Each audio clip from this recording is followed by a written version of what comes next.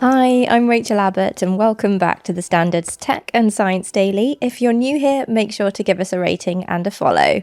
Coming up, the endangered froglets that are the size of a grain of rice born at London Zoo.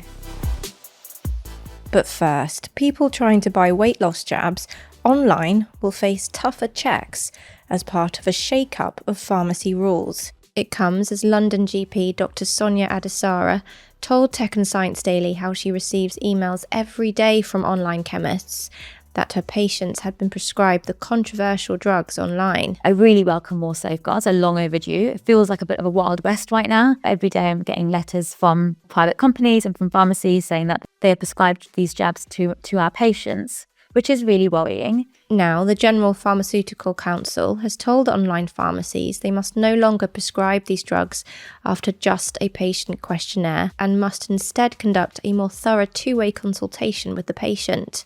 Online pharmacies are a really important part of the pharmacy landscape in Great Britain, but we have seen some concerns about them prescribing things that are higher risk medicines via just an online consultation form. We've had a few instances of prescriptions being not necessarily given to people who have a clinical need for them. So one of the really important things these guidelines do is they say that you have to independently verify that a person has a clinical need for a medication before you prescribe it. That's Louise Edwards, Chief Strategy Officer and Deputy Registrar at the General Pharmaceutical Council. They are also warning that the public should make sure they use only registered online pharmacies. It's really, really important for their own safety that if somebody is looking for example, weight management drugs, they use a registered pharmacy. They can check that on our website. If you buy from an unregistered pharmacy, you are really putting your health at risk because you don't know what you're being given. We see media reports about them, and we know that there are some people who have had really difficult circumstances as a result of getting so-called weight management injections from unregistered pharmacies, which is why we just really want to hammer home the point that it's all about safety and use a registered pharmacy. The move is intended to ensure jabs such as Wegovy or Mounjaro are prescribed safely. The National Pharmacy Association was among those which called for tougher rules after becoming aware of people being wrongly prescribed weight loss drugs to people with eating disorders or low body weight. Now, a person's body mass index will be verified via a video consultation, in person, or through assessing GP or medical records. Essentially, it will no longer be enough to prescribe the drugs following an email chat, questionnaires, or by sending in photos of themselves. Dr Adesara explained to Tech and Science Daily the potential side effects and why safeguards need to be in place. Some people can get nausea, people can get vomiting or diarrhea when they have these medicines, but also more serious side effects such as gallbladder disease, kidney problems, and it has been shown to have an increased risk of pancreatitis, which can be life-threatening. These medicines can be effective for weight loss for the right people, let's say for people who have diabetes or for people who are overweight and who have tried other ways to lose weight unsuccessfully and are at the stage where their weight is causing their health to be at risk. So for those people, these medicines may be appropriate to prescribe. And I'm really worried as well that we have potentially people who may be of a healthy weight or who may have eating disorders, maybe underweight, who are then being prescribed these medicines, which is really worrying and could potentially be really unsafe and put people's health at risk.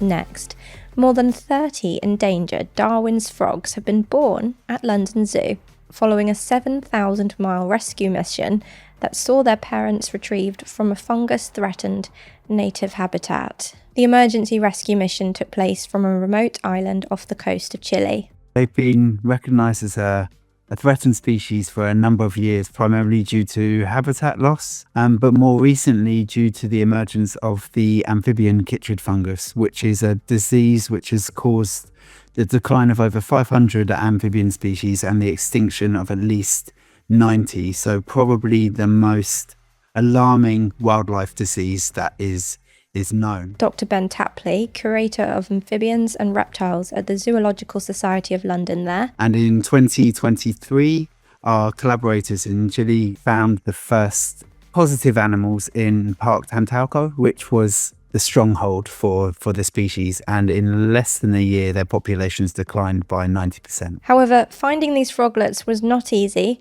A fully grown father is less than 3 centimetres and weighs under 2 grams. Yeah, a Darwin's frog could easily sit on a 1p piece, and the froglets are even smaller. They're about the size of a grain of rice. So they're really, really tiny frogs, and they weigh less than a gram. The team that we work with in Chile, primarily Juanita de Darwin, they have very, very experience in working with Darwin's frogs. They've been monitoring populations for years. So it's just a case of going into the forests, looking for them. Fortunately, they're active by day, but also listening for their calls, which are quite distinctive.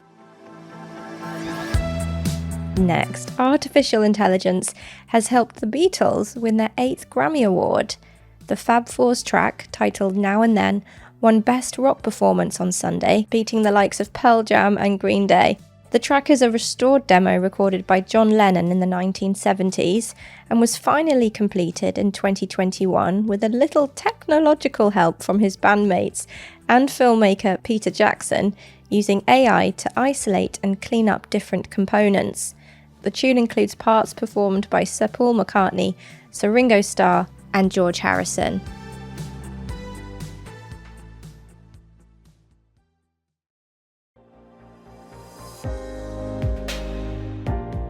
Welcome back. A major trial aiming to transform breast cancer screening with artificial intelligence has been launched. The government said almost 700,000 women are expected to take part.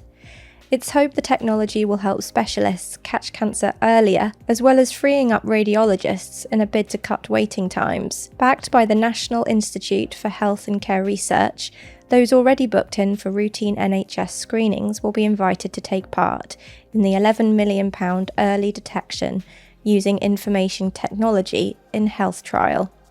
According to Breast Cancer Now, about 55,000 women and 400 men are diagnosed with breast cancer every year in the UK.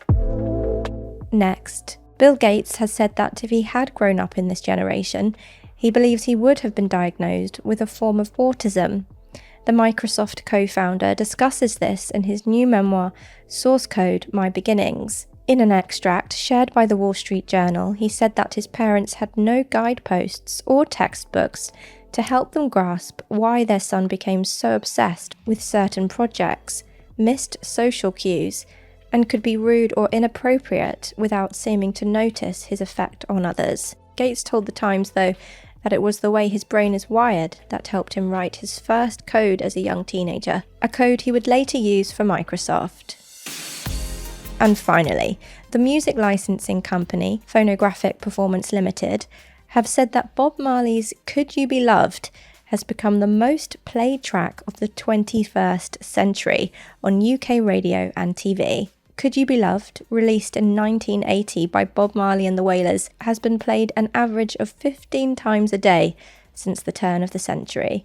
The reggae superstar, who died in 1981 from a rare form of skin cancer, aged just 36, would have celebrated his 80th birthday this week. PPL, which licenses the use of recorded music on radio, TV, and in public places, said the singer's music has notched up more than 4 years' worth of cumulative airplay since the millennium. The chart is compiled by airplay data from radio and TV stations. But that's not all, because in second place, it's One Love, People Get Ready, and in the third spot, it's Three Little Birds.